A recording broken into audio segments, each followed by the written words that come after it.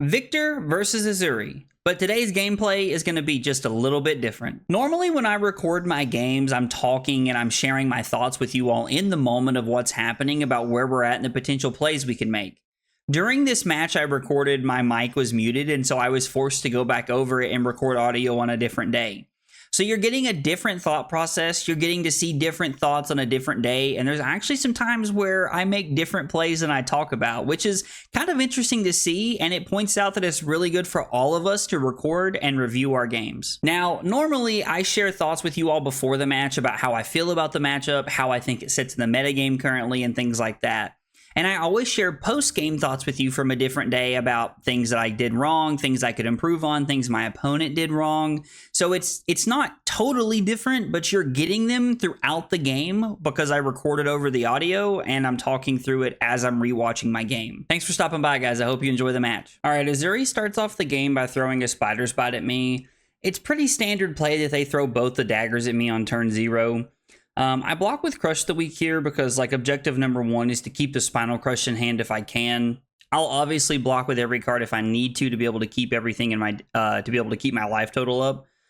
Blocking with a Debilitate because it's just the worst blue. Cranial Crush is a 3-card 8 late in the game, and Debilitate can be a potential 2-card 6 with Tunic, but Cranial Crush is just better to keep in the deck.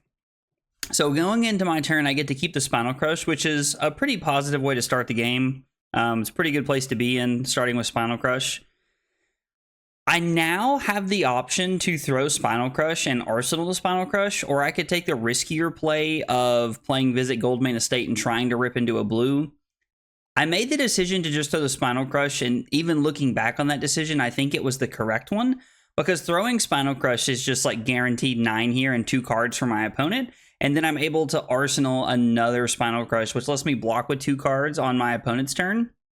And then I can still continue to throw 9 at them, which is exactly where Guardian wants to be. The Uzuri and Guardian matchup is very slow. It's very grindy. Cards like Test of Strength and Trounce help us out a little bit. We're able to leak some damage here, and we set up. So the Leave No Witnesses, this looks like a pump. This looks like something pretty, this looks pretty good here.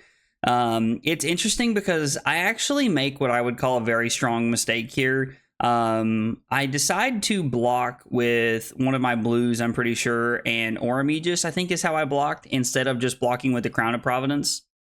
No, I block with Debilitate and Spinal Crush here, which, is fine. So if I had blocked with Debilitate and the Crown of Providence, I get to keep a Spinal Crush in my hand, and if I rip into another blue, I can play the Visit Goldmane Estate on my turn.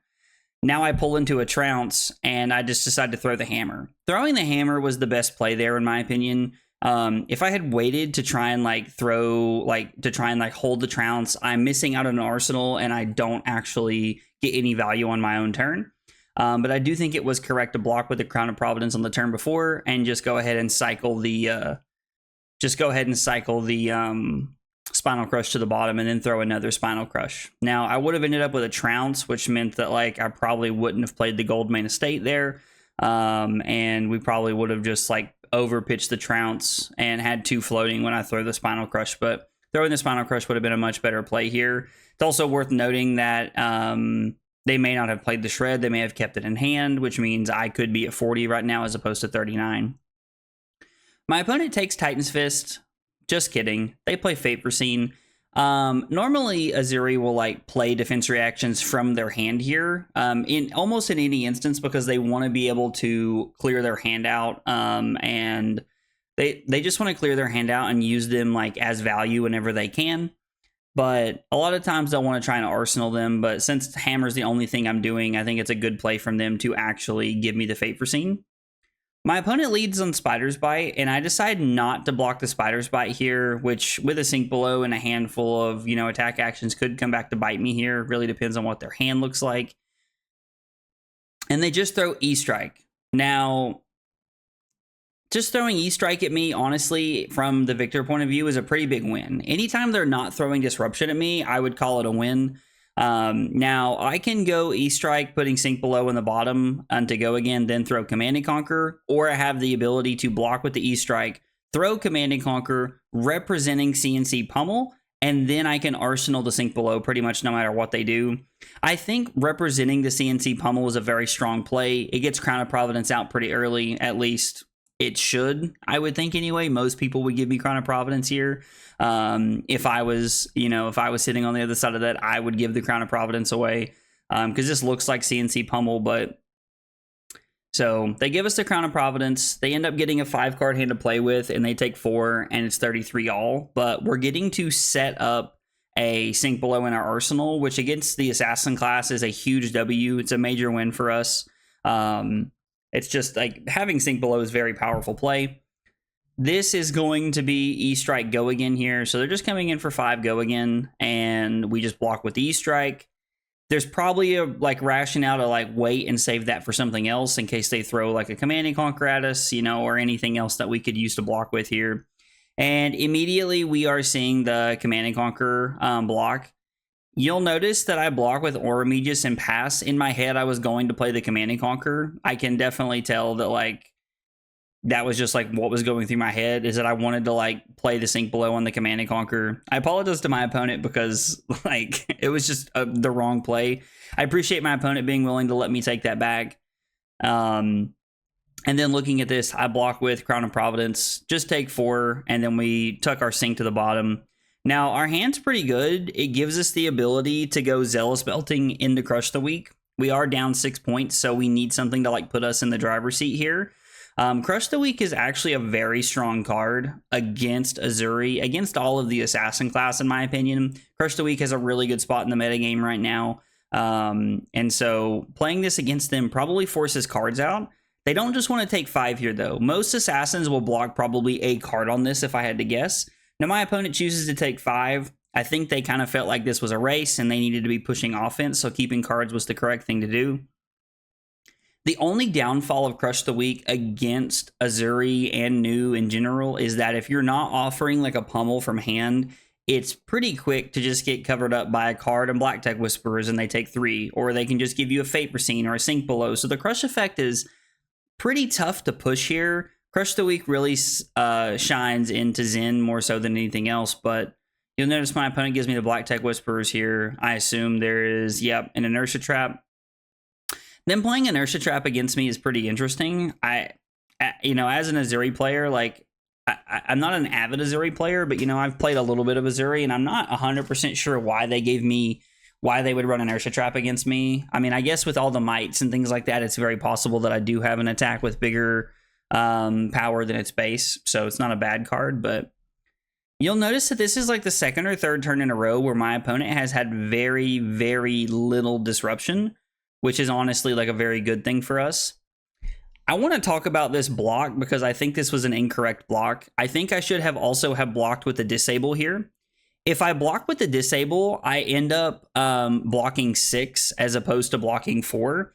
And then my hand is pitch 2 cards to play Golden Sun and then pass. I go back down to 1 gold token and the shield, but we end up arsenaling a blue Disable here. Now, arsenaling blue Disable can be okay because, if you find it with a Pummel and Tunics up, it's not that bad. But honestly, I'm not a huge fan of arsenaling any of my blue cards in this matchup. It feels pretty lackluster. You spend normally a turn or 2 minimum trying to clear out of your arsenal, and so I'm not a huge fan of arsenaling the Disable like this. But we haven't got there yet, but I remember it ended up not being that bad for me. My opponent said they're thinking here. I'm going to tell them it's no problem. Throwing the 10 Overpower was probably just the best play. I could have thrown 8 Dominate just to clear out my hand and to keep, clear out my hand and keep cards in my deck. I keep the Golden Sun in my deck, but this isn't really looking like a game so far that's going to go to second cycle. So by throwing the Golden Sun here, we're pushing as much damage as possible. Bonds of Agony is one of those cards that I will almost always immediately block for 9, especially against Uzuri. It's tough for Uzuri to give this Go Again without Black Tech Whisperers or an already a Quicken token or something like that in play. So blocking the Bonds of Agony for 9 is a good play in my opinion. Now, my opponent just played Spreading Plague and gave me 3 Pox tokens, which is a real feels bad because they just added 6 points to the board. Now, I have the choice here of pitch Rouse to block 2 off of a Pox or attack for 4. It's blocking 2 or attack for 4. Either way, I'm keeping the card in my deck, but being that I'm currently at 23 and they're at 18, I would rather attack for 4 here. They give me a Fate Foreseen to stay at 18, and then I take 6 and fall down to 17, so now Uzuri has tied up the game. Yep, we take the 6, fall down to 17. We have a hand that doesn't exactly work with the Zealous Belting here. The Rouse the Ancients and the Boulder Drop don't play well together with the Zealous Belting because Zealous Belting has 5 base power, which means we have drawn a hand without Go again. So hopefully the Sink Below is going to bail us out here and put us in a better spot. Scale Peeler is equipment, and you'll notice that I'm reading it here to make sure that I have the right one. Looking at this and blocking this seems like okay, I guess, but I'm not really interested in blocking it. I think I would rather just go to 16. There's not many times I I choose to block the daggers early on in the game. Normally later in the game when the life is more important and I have a better 2-card hand, I'm a fan of that. Now, they throw a Surgical Extraction at me, and this gets blocked very nicely by the Sink Below, but it's worth mentioning that if I block with the Sink Below and they have a shred in their arsenal, it's really bad for me because they're taking a card from my hand as well. But I think the best play looking at this here is probably just to block with Sink Below and then put the Rouse the Ancients on the bottom. And if we happen to find something pretty clean, then we can throw Zealous in to go again for the hammer. I opt to block Boulder Drop and Aura Aegis since Aura Aegis is only blocking for 1. Now, I think that blocking with the Aura Aegis was actually a mistake. My thought process here is that I wanted to play Disable, pitching Zealous Belting and Rouse, and Arsenal the Sink Below, but that felt like a very good use of Sink Below there. It's also, they don't have the reaction dagger, so there's no way for them to stop my Sink Below here from blocking for 4, so I think that would have been a better play. The play that I made also left me very susceptible to a shred there, but you'll notice that I didn't make that decision.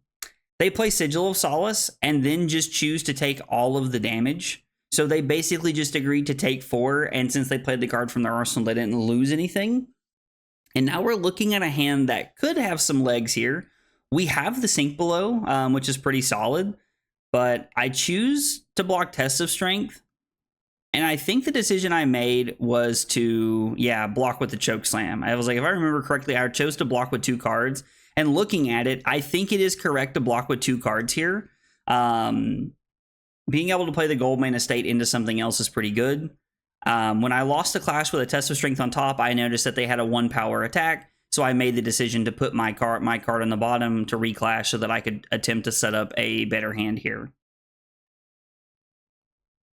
Now, I throw Boulder Drop, and I am representing Pummel. It would make sense that I have a Pummel here. I used a Tunic counter to throw a Disable last turn, as opposed to actually representing Pummel in some way. So it would make sense that I had Pummel sitting here right here. So they block 6, I think, with the idea that if I do have the Pummel, they're going to play around it. But because I'm back on Sink Below in my list, we have the available, it's so much value for us to leave the Sink Below there. Now, although I do think that playing the Sink Below on the Surgical Extraction turn a couple of turns ago was correct, it still kind of works out for me here in the sense of being able to block efficiently and play a good hand. So my opponent throws Command and Conquer, and I have an Inertia token. So it turns out I was immediately wrong. The Sink Below is just going away, which means I got 0 value out of my Sink Below, which means both the Sink Belows I have played, 1 went to the bottom off Crown, and 1 is going to go away to the Inertia token here.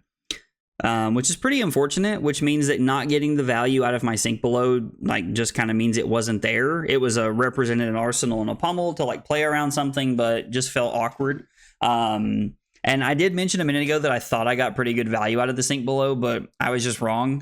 Some of the games kind of run together for me, so this is also the first time I've ever recorded a game and then previously watched it back later to do something like this. So, all right, Isolate can be a lot of things. I think blocking with the Boulder Drop is correct because it gives me the ability to throw the Golden Sun and then play the Sink Below, or Arsenal the Sink Below. But considering they put Shakedown in here, we're just going to play the Sink Below, and we're just going to get the value out of it here that we want. We're not going to sink anything because we like our hand. We're going to use Tunic to throw 10 overpower at our opponent, pushing as much damage as we can. Considering that we're up 15 to 14 and we have more equipment than them, we would like to continue to just push pressure and put them on the back foot as quickly as possible here. That was the first sink below that has really gotten value, and it did save me from a shakedown, which was very important. There's a lot of value there for me. The Trounce. The Trounce is interesting. Now, this is something that can be Uzuri'd in, so it's probably just the best play to block with Trounce and Crush the Weak, so that I can block to play around the Uzuri switch and still throw the Command and Conquer. Now, it's a little awkward. It's a little awkward to have drawn the Macho Grande there. I'd rather draw red to Arsenal. And also the Flick Knives puts that over the top. So they're able to actually, I think they choose to take all the Macho Grandes out of my deck, I think is the decision point that they made right here. I blocked 6 on a 1, and because it's Bonds of Agony, it turned into 4. So they end up taking the Macho Grande from my hand. So drawing the blue actually really ended up working out for me. It looked bad at the current moment, but it ended up being okay because I needed a second blue to be able to throw my Command and Conquer. But I actually had one with a Wallop, so I had 2 resources floating. I had 2 Vigors, or I had 2 Vigor tokens. And so I make the decision to actually just throw Titan's Fist for 5 and then Arsenal the Command and Conquer, which looking back on it, I think is a really good play because they don't have an arsenal that's worth hitting. Like, they don't have anything in their arsenal, so there's no value there for me. I have equipment to kind of help me stay ahead of where I want to be, and arsenaling a good disruption piece and a 2-card attack is very good in the form of Command and Conquer. Excuse me. So we're back around to pitch stack here where we put that sink below on the bottom. Blocking 3 when we have the sink below is a very solid play because it means that we're able to just like protect ourselves from the prognosis here by playing the sink below. So they go both modes here, and we just play the sink below. Pretty sure I put the Rouse on the bottom to look for a better card. Yeah, so now I'm looking to play the Command and Conquer and then arsenal the Cranial Crush because Cranial Crush is a better card. You'll kind of see me like look over at the gold and look over at my look over at the gold and then look over at my graveyard, and I decide not to crack the gold to draw a card. It just, you know, there's always a turn. There's normally like in these longer games where there's a turn where you want to be like, you know, using gold to like continue to draw cards and put yourself in a better situation. But that just wasn't really it right there. Like, we had a perfectly fine hand. Oh, excuse me. Sorry. Cranial Crush isn't a bad card to arsenal here by any means, so just throwing them at them, throwing the Command and Conquer, arsenal the Cranial Crush, they go to 7 and they play a Remembrance. And now we have a pretty good hand here if I'm able to, like, depending on what their hand looks like, we might be able to keep everything. Because if I can go Zealous into Cranial Crush, that's a heck of a hand right there. Now, it's all about what do they have. So they throw Spider's Bite at me. I give both pieces of equipment, just hoping that this is enough. Now, normally like a Shred or something would have been bad for me. But the fact that they didn't have Shred right there, I took a little bit of a risk hoping that they didn't have a Shred there. But considering they didn't, I'm able to go Zealous Belting with Go Again into Cranial Crush here. And waiting patiently to use my equipment that way is a very solid use of all of my equipment in the way I wanted to use it. It's also worth noting that giving up the Quicken token when you're getting ready to throw 13 at your opponent who's at 7 is an okay thing. My opponent is at minimum required to give me 1 card here so that they don't die. So now my opponent's trying to use the Quicken token and they end up giving up the Inertia Trap. In my head, when they blocked the way they did, I thought they were trying to use the Quicken token to like good success. They put in a Death Touch here, and then they break Black Tech Whispers because they want to get it back so that they can block with it again. But they're at 4, and my hand is 7 Go Again into Hammer, and we can pay for the Pox token to stay at 6 here. Also, what I could have done is I could have kept the Chokeslam I could have revealed Thunderquake and Chokeslam, and then I could have played the Chokeslam and fallen down to 4. But I think that this is ultimately a better play. I think keeping the Chokeslam was correct there because it lets my opponent know that there is a possibility of what we're going to throw at them after this, that there is something we can do here if we want to. So my opponent gives me Looking for a Scrap and Tunic here, falls down to 1, and then we're going to pitch the Thunderquake here to pay for the Pox. I could Arsenal the Thunderquake and go to 4, but I think it's just pretty much always better to pay for the Pox token to stay at a higher life total. Thunderquake isn't exactly the, like, you know, insane arsenal we're looking for. We're also back around to our second Sink Below now, which means depending on what their hand is, like, we could just block with a Sink Below and then go Zealous Belting into Hammer, which almost, I'm not going to say for sure closes the game out, but it puts us in a pretty good spot looking at it. Now, my opponent's thinking for a minute here. I don't really know what they're thinking about. If I remember correctly, they ended up just arsenaling and passing, I think is what happened. So I'm not sure where their train of thought was or what was going on there. Yeah, they just choose to Arsenal pass. We've only seen 2 Sigil of Solace to this point in the game. So in my head, I remember thinking that I was like waiting on the 3rd Sigil to come through, that I didn't know, you know, where it was, what we were waiting on.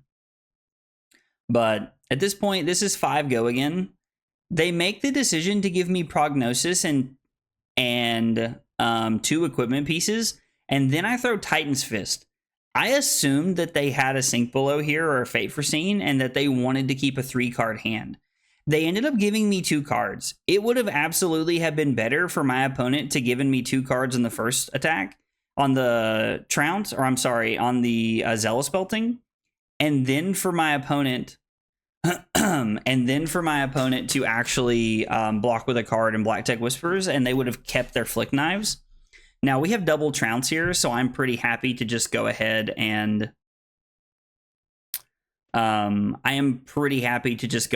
give up both the Trounces here. We didn't win either one, but we did stop the Leave No Witnesses, and we did hit into a Thunk, which gave us the extra might. So that's pretty cool. Looking at this, I was like, it's probably just going to be play the Goldmane Estate and then swing the Hammer for 4 here because of the might token. Now they're forced to give me 2 cards, and at this point in the game, they're probably a little worried about fatigue. Maybe a Pummel. If they're keeping up with my pitch stack, they realize I don't play Pummels in this matchup, so they're not worried about it. But, you know, I don't know. Also, my opponent played the Snag on their Codex turn last turn instead of just swinging Dagger at me and then playing Codex. I don't really understand their rationale there. So Spider's Bite we're just going to take because we have the Sink Below and we have equipment that we can use. So looking at this, I think the best play to do is to give Gauntlets and Civic Steps and then use the Sink Below here when they go to activate this. And then I'm able to go Rouse into Hammer. So we play the Sink Below here. We choose not to put anything on the bottom because we don't need to. We cover up the Command and Conquer. We play Rouse, pitching Rouse so that we can reveal 14 points here to meet the conditions of Rouse. And I think this is where my opponent gets me with a Snag. Yeah, my opponent had the Snag and they ended up getting me with it. So it takes my Rouse down to 0. Now, they blocked my 7 with 1 card, which was pretty cool. I mean, admittedly, like, that's a pretty cool, like, line that comes up. I don't think them having Snags in the deck is worth it in that spot just to get me with Rouse. But it did keep them alive here. Now, notably, Rouse might have done something else on a different turn. Or, I'm sorry, Snag might have done something else on a different turn where, you know, it would have been better as a different card. So I don't think having Snags in against me is correct. It's a card that doesn't block, and it really only gets value in one situation specifically.